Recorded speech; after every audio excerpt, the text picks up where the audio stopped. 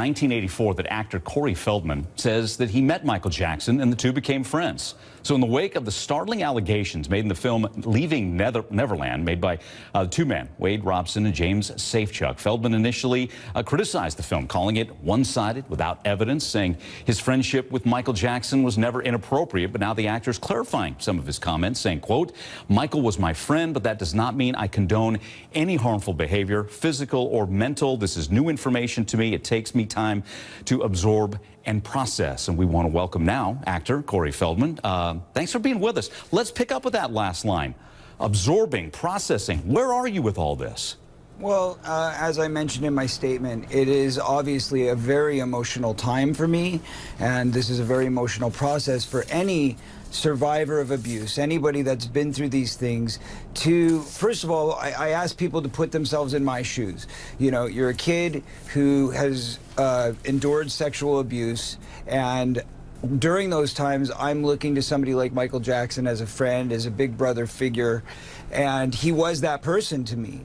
However, as you're friends with this guy, all of a sudden you start to hear more and more accusations being thrown around by various people, and it comes to a point where, as an advocate for victims, as an advocate for changing the statutes of limitations to make sure that victims' voices are heard, it becomes impossible for me to stay virtuous and not at least consider what's being said and not listen to what the victims are saying. This is very important. We must give them their voice. We must allow them to speak. And therefore, we also must consider all sides of this, even as uncomfortable as that may be. Got it. Well, let's hit this on a couple fronts. First off, describe your relationship with Michael Jackson. Again, number one, you say nothing ever inappropriate. Beyond that, what was it like? Yeah, absolutely nothing inappropriate ever happened, and we were friends. I mean, you know, as I said, I have a tape of the two of us hanging out, and when you listen to it, you can hear the innocence in the conversation. But again, I don't want to be perceived as I'm here to defend Michael, because I can no longer do that. I cannot, in good consciousness, defend anyone who's being accused of such horrendous crimes. But at the same time, I'm also not here to judge him, because again, he didn't do those things to me, and that was not my experience. So therefore, my place is not to be the judge and is not to be the accuser, and not to be the defender. My job in this is to focus on what's most important, which is helping to reform the statutes of limitations in every state, because if we can reform the statutes of limitations, we can prevent these things from ever getting to this point. The fact is, I started reporting my molestations to the police in 1993 while they were investigating Jackson for the first time. I've never had a shot at justice. I've never had a chance to bring my predators to the court system.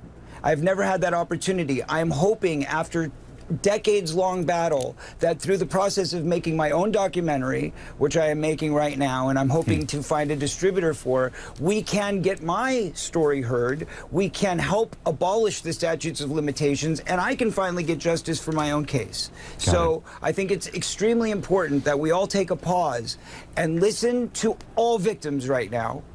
And I certainly want to apologize if anybody took anything that I said out of context in those tweets, because it certainly wasn't meant in any way to question the validity of the victims. Got it. Real quick, did you watch both parts of Leaving Neverland? I watched the first part. To be honest with you, it was very emotional, it was very painful, and I couldn't watch all of it. Got it. Well, we're going to play, if it's okay with you, just a short clip. This is James Safechuck talking. And he's talking about kind of a marriage ceremony he had with Michael. So we'll take that in, and then we'll just talk about, again, some of the things you went through watching this, and of course, specifically to this. So again, this is HBO's Leaving Neverland. Here it is. We were like this married couple. And I say married because we had this mock wedding ceremony. We did this in his bedroom, and we like filled out some vows. It's like we're bonded forever. It felt good. And the ring is nice. It has a row of diamonds with a gold band. The wedding ring James Safechuck, you can tell he's still processing. So you hear that story. They both tell compelling stories. What were some of your reactions and thoughts, Corey? Shocking and disturbing. I mean, there's nothing else that can be said for it other than shocking and disturbing. So very compelling stories, and both of these guys sound very believable because they are talking about a cycle that's called grooming, and the grooming cycle, the grooming process certainly fits the mold. And that is why this case must be taken seriously. That's why all cases must be taken seriously.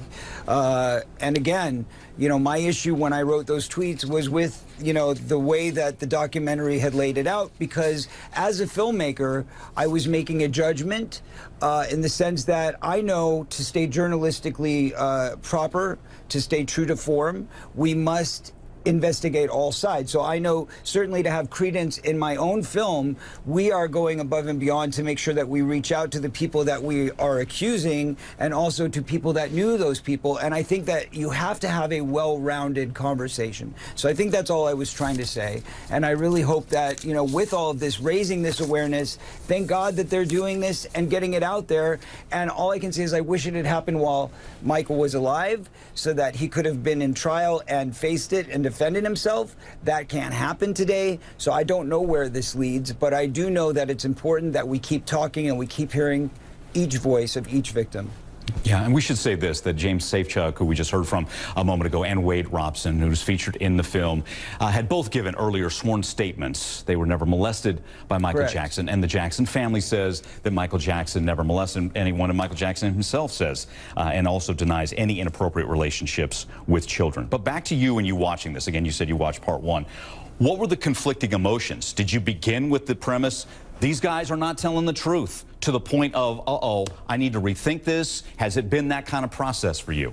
Well, I would never come out initially thinking that anybody is lying, because obviously you can't even open the door to it and watch it if you're not going to come and do it with an open and you know, kind of an open-ended interpretation of what you're about to witness.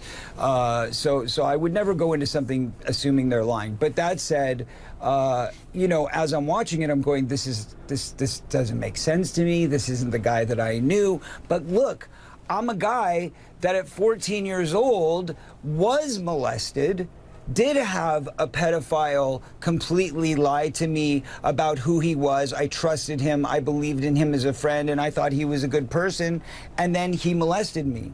So it all proves that I'm not the best judge, and that's why I shouldn't be the judge in this situation, and especially given the fact that I'm so close to him. Again, if it was my brother, if it was my own flesh and blood, and all of these horrible accusations were being said against him, I would not be able to judge it. I would have to stand back and go, you know what, I have to look at all sides.